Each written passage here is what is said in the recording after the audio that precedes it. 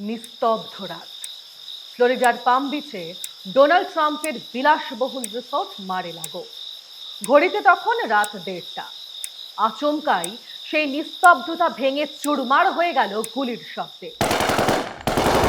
কে এই যুবক? কেনই বা সে টার্গেট করলো ট্রাম্পের দুর্গ? 22শে ফেব্রুয়ারি রবিবার ভোররাত একটি গাড়ি নিয়ে মার-এ-লাগোর উত্তর গেটে ওত পেতেছিল 21 বছরের এক তরুণ। সুযোগ মিলল একটি গাড়ি রিসর্ট থেকে বের হওয়ার সময়। চোখের পলকে ভেতরে ঢুকে পড়ল সেই রহস্যময় যুবক। নাম অস্টিন টাকার মার্টিন। তার কাছে ছিল একটি শটগান আর একটি পেট্রোল ভর্তি ক্যান। সিক্রেট সার্ভিসের এজেন্টরা তাকে থামানোর চেষ্টা করেন, কিন্তু অস্টিন হার মানার পাত্র ছিল না। পেট্রোল ক্যান নামিয়ে রেখে সে সরাসরি শটগান তাক করে অফিসারদের দিকে। আর ঠিক তখনই গর্জে ওঠে সিক্রেট সার্ভিসের বন্দুক। ঘটনাস্থলেই মৃত্যু হয় নর্থ ক্যারোলিনার এই যুবকের। কে অস্টিন? 21 বছরের এই তরুণ পেশায় ছিলেন এক গলফ কোর্সের সাধারণ কর্মী।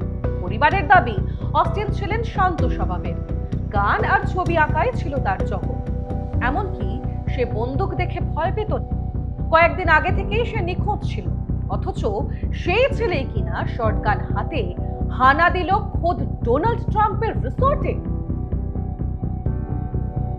ঘটনার সময় ডোনাল্ড ট্রাম্প ও মেলানিয়া ট্রাম্প সেখানে ছিলেন না। তারা তখন ওয়াশিংটনে একটি ডিনার অনুষ্ঠানে ব্যস্ত। কিন্তু প্রশ্ন উঠছে, অস্টিন কেন নর্থ ক্যারোলিনা থেকে এত পথ পাড়ি দিয়ে ফ্লোরিডায় এলো? কি ছিল তার আসল উদ্দেশ্য? এটা কি কোনো বড় ষড়যন্ত্রের অংশ, নাকি একাকী কোনো মানসিক বিকারের ফল? প্রাথমিক তদন্তে জানা গিয়েছে মার-এ-লাগোর কোনো একজন অতিথি বেরিয়ে যাওয়ার সময় সেই সুযোগে তিনি ভিতরে ঢোকেন।